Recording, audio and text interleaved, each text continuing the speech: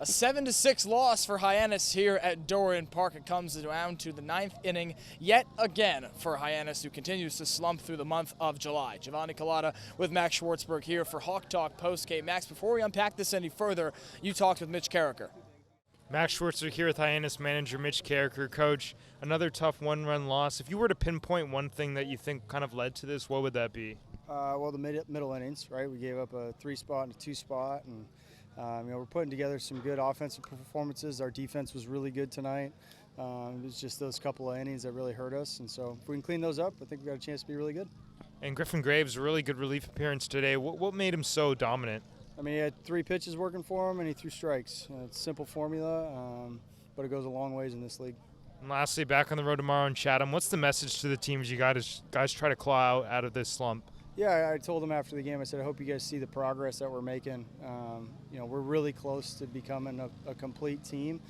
We just need to put it together. And, part of that is there's a lot of new faces coming in and out, and hopefully that's going to slow down a little bit, and we'll have our group for the rest of the season. And once we have that, then we'll kind of learn how to play with each other and play together. And once we get that figured out, I think we got a chance to be really good.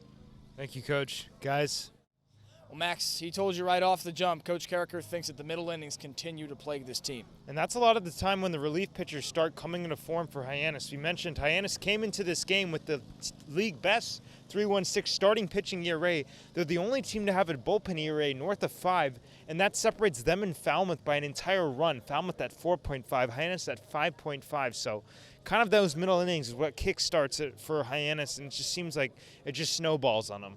Bourne sure took advantage of the middle innings after a couple of scoreless frames between these teams. It was a 2-run shot from Riker Waite that changed the complexion of the game. And Mitch Karraker said also, Max, that he wants these guys to understand that they're making progress tonight. We saw some good defense from Hyannis in this game, and certainly not all bad across the board. Yeah, progress is great, but there's also going to be an underlying sense of frustration because you want that progress to turn into a win in the scorebook.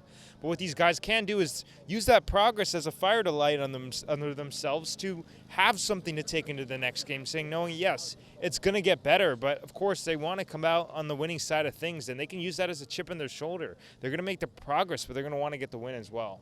All-Star break coming up for Hyannis. It could come at exactly the right time for a Harbor Hawk team that was at one point atop the West Division by a healthy margin on the points side, but now have fallen into 4th place. Max, you mentioned a little bit about some of the ways that Hyannis can springboard this progress, yes, into translating into the win column, but what are some of the specifics that the Harbor Hawks players and coaching staff can do to actually make that happen?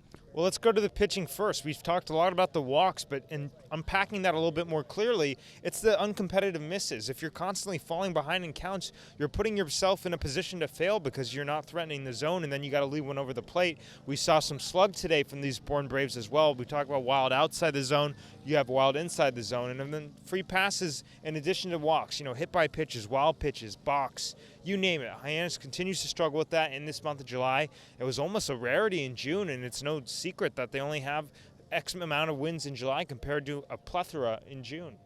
Max, before we stop here, you say the word uncompetitive misses every single night, and that's not by accident. One thing that if you watch in Harbor Hawks games, you'll notice that a lot of switches up of the battery. You've seen Brody Briggs come in on alternate games this season. Dayton LaChance came in tonight for his first outing.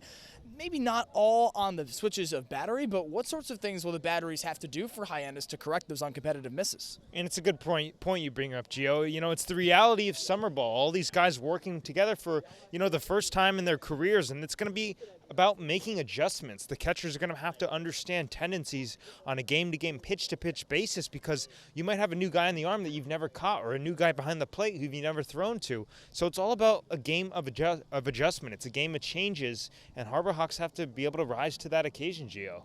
First opportunity to do that comes with a second straight road trip tomorrow. They'll go across the Cape to Veterans Field to face off against the Chatham Anglers. That'll do it for us here on Hawk Talk postgame. See you tomorrow from Veterans Field.